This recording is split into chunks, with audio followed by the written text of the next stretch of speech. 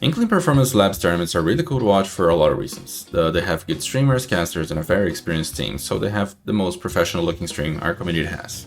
One thing that really makes it possible is their overlay controls. The way OBS work is you can add different sources to show in your stream. For example, you can add an image of a team logo.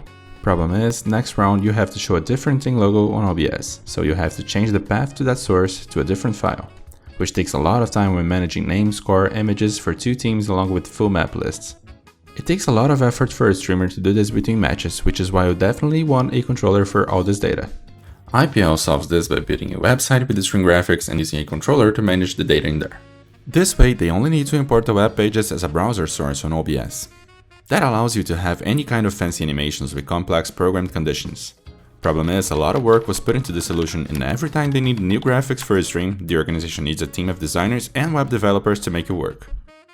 That's the best solution possible, but not every organization has someone that can work with HTML, CSS, and JavaScript to build something like this for every single tournament. And that's why the Splatoon Stream Assistant allows anyone to build an overlay by simply adding text and image sources on OBS without any programming knowledge. That's useful for more professional looking streams, but it also allows any player to put a scoreboard on their tournament run stream. Some streamers make it work with stream helpers made for other games and even spreadsheets that update files in your computer. That's one way to do it, but aside from the problems you may have...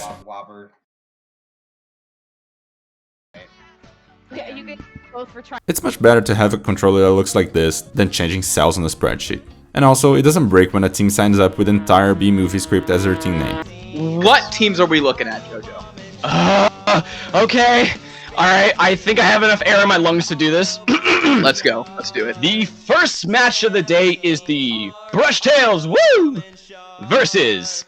According to all known laws of aviation, there's no way a bee should be able to fly. Its wings are too small to get its fat little body off the ground. The bee, of course, flies anyway because bees don't care what humans think is impossible. Yellow, black, yellow, black, yellow, black. Alright, yeah. 2 hours later. I think the B-movie script just broke the HUD. Yep, I believe it did. Yeah, I did play in that team. That is how powerful this team's name is. So just for a quick showcase here, these are a few screens I set up for my streams, and I can change all this data very fast with the controller program. All the content here is customizable and dynamic, so you can use your own map images and mode icons instead of the ones I'm using. This is something you can do without any programming knowledge, by the way, just by adding file sources to your OBS. A big plus is that I also have a way to import team data from Battlefy, so you can get team names, images, and even their list of players automatically from Battlefy, so you don't need to import it all manually. So let's start this tutorial by showing you how to download and configure the Stream Assistant.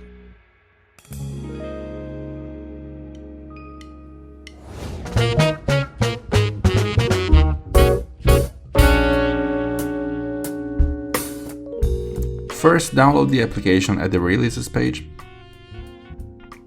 Then extract the compressed folder and launch the executable streamassistant.exe. Now we just need to configure the folders where the data is going to be stored. Click on Settings, then Set Directories, and there you can choose custom directories or just save the default ones. Make sure to click the Save button. The files you're going to import in OBS are all in the directory you set as the Importing Files directory. Each file corresponds to the data inserted by an input field in the assistant. The Stream Assistant reads options inserted as text or image files in the config directory and saves the selected data in the files inside the importing directory. The Importing Files directory is organized with subfolders containing the importing files for each section: Casters, Info, Round, Set, Team Alpha, and Team Bravo.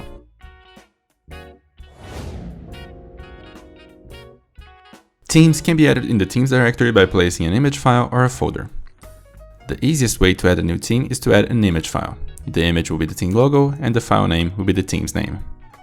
If you add a folder instead of an image, the name of the folder will be the name used in the assistant's autocomplete. But you can override the team name with a text file named teamname.txt. The logo of the team has to be in a file named logo.png, jpg, jpeg, or gif inside the team's folder. You can also have any custom text or image data in the team folder. They will be copied to the importing directory when the team is selected. For example, you can have a text file teammembers.txt in all your teams containing the name of the players of each team, or an image file containing the team's banner. You can add any amount of text or image files with any names you want. The importing file will have the same name as the custom file in the teams folder. If you input a team name that doesn't have any folder or image matching in the teams folder, the assistant will pick a random image from the logo folder in the default directory.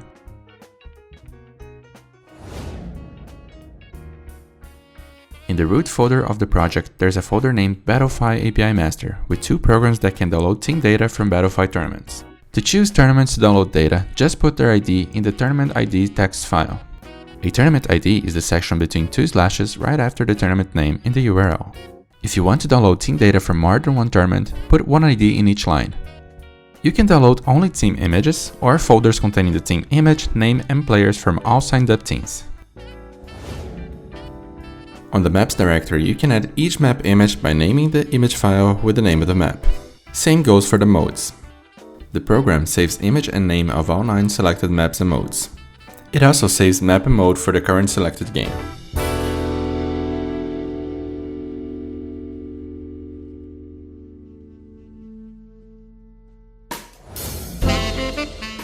Similar to maps and modes, each of the 9 games can have up to 8 players and 8 weapons. Numbers 1 to 4 for the Alpha team and 5 to 8 for Bravo. The player select box will be filled with the content of the member files in the select teams folder.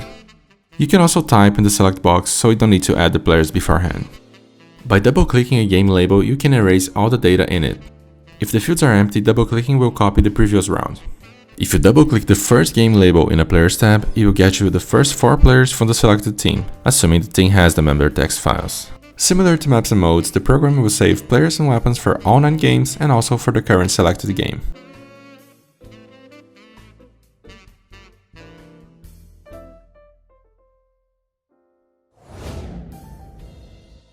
Winpoints are images that you can set for when a team has won a game. You can have different winpoints for Bravo and Alpha, and you can also have as many winpoints as you want. They'll be copied to the importing folder with the same name. The colors have a set order that the game follows once a lobby is opened. So if you order the image files for the colors correctly and set the auto-update colors, you only need to select the colors for the first game of the set, and the next color will be selected once the next round is selected.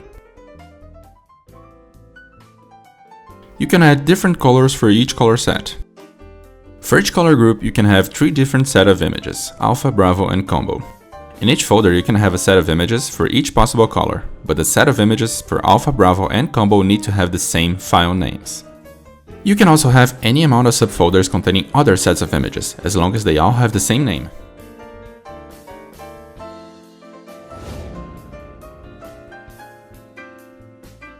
You can fix a source image resolution by setting a rescaling filter. This way you don't need to have all your team images in the same size. By setting a mask filter, you can cut an image in a fixed shape. The image that defines the shape in the filter can also be something from the importing directory, like a Winpoint or a custom team image. The easiest way to add an animated element in OBS is to have a content in a move or GIF video, since they allow for transparent background in a video. OBS allows for very complex animations, and there are a lot of custom features you can add with plugins. That's all for this guide. I hope this helps organizations improve the production value on their streams, and if you have any questions or want to request a new feature, feel free to ask in my DMs on Discord or Twitter.